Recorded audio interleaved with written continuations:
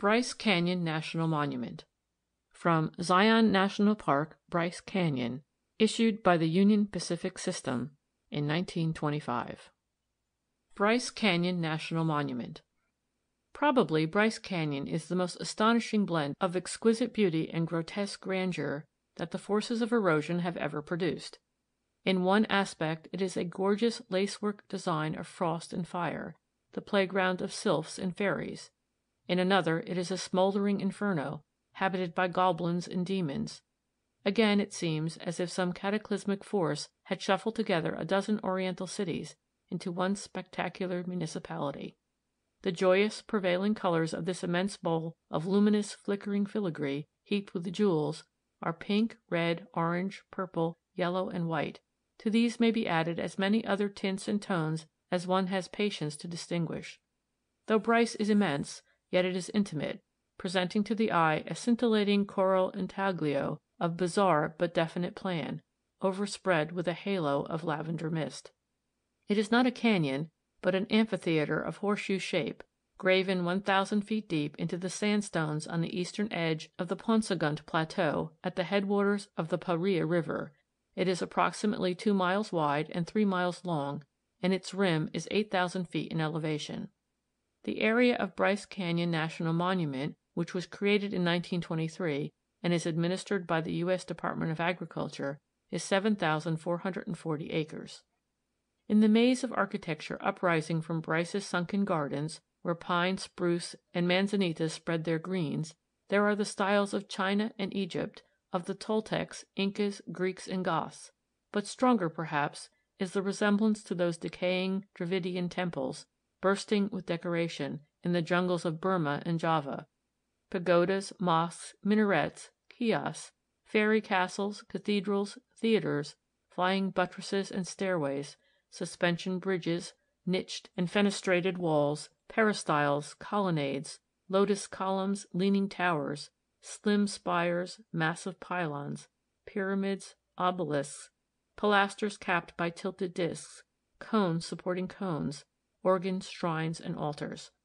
All of the architects of antiquity might have drawn their inspiration from the silent cities of Bryce. And these dream tissue cities in the realm of muted mystery have weird inhabitants statued in variegated stone, giants and gnomes, popes and queens, kneeling penitents, companies of marching soldiers, gargoyles, fauns, satyrs, nymphs, witches, horses, dogs, lizards, frogs, and turtles, figures that seem to move, sway, and posture in the flashing play of light and shadow. The least vivid imagination needs a check-rein. In the east, on the headland of the Table Cliffs, an outlier of the vast Aquarius Plateau, the mesa rises by ramps and colonnades of pink and buff to a level esplanade where stand a dozen glorified acropolises, facades, friezes, pillars, and porticos in ruins of rosy marble. There, as everywhere, the marionettes of the sun continually perform their evanescent dances, and this is but a vista chosen at random from 100 glorious panoramas. Farther in the east, the amphitheater opens out to make way for the headstreams of the Paria River.